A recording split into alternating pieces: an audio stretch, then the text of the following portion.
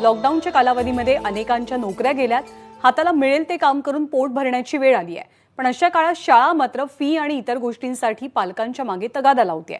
मुलांचं ऑनलाईन शिक्षण सुद्धा बंद करते। त्या विरोधात विलेपार्लेतल्या मंगेश दुभाषी मैदानात पालकांनी आंदोलन सुरू केलंय।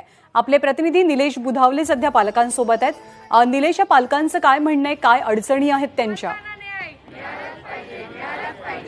नंदा, मागील 5 ते 6 महिन्यांपासून या टाळेबंदीच्या कालावधीमध्ये अनेक नागरिकांच्या नोकऱ्या गेलेल्या आहेत, अनेक नोकरदार आता बेरोजगार आहेत, अनेकांचे व्यवसाय बंद झालेले आहेत आणि त्यामुळे या सर्व पालकांचं म्हणणं आहे की आता आम्हाला कुटुंब चालवायला अडचण निर्माण झालेली आहे, तर आम्ही शाळांच्या फी कुठून भरणार आणि त्यामुळे कुठेतरी आम्हाला सवलत मिळावी असं त्यांचं म्हणणं आहे। आपण त्यांच्याशी बातचीत करणार आहोत। काय सांगाल तुम्ही, काय म्हणणं आहे तुमचं? प्रत्येक पालकाला असं वाटतं की आपल्या मुलांना चांगलं शिक्षण द्यावं, त्याप्रमाणे आम्ही दरवेळेला शाळेची फी भरत आलेलो आहोत। पण आता या कोरोनाच्या प्रादुर्भावामुळे माझा स्वतःचा उद्योगधंदा असल्याकारणाने उद्योगधंद्यावर परिणाम झाला आहे।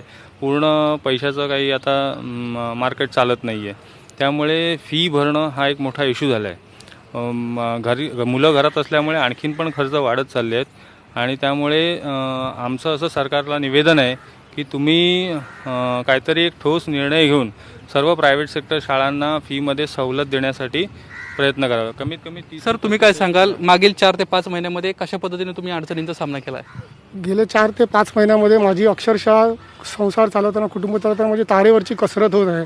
इथे शाळेची भूमिका एकच आहे की फी काही कमी करत नाही आहे आणि सरकार पण त्यांची भूमिका काही मांडू शकत नाही। त्याच्यामुळे हे 5 महिने आम्ही कसे काढतोय किंवा काय हे आम्हालाच माहिती आहे। आता सरकारकडेच अपेक्षा आहे की काहीतरी शाळेला ठोस हे सांगून आमची फी कमी करण्यात यावी, एवढंच माझी विनंती आहे। बरोबर, म्हणजे शाळांनी आपली फी कमी करावी, पालकांवरती दबाव टाकू नये अशी भूमिका मांडण्यासाठी हे पालक इथे एकवटलेले आहेत आणि आंदोलन त्यांनी सुरू केले। निलेश, धन्यवाद या माहितीबद्दल।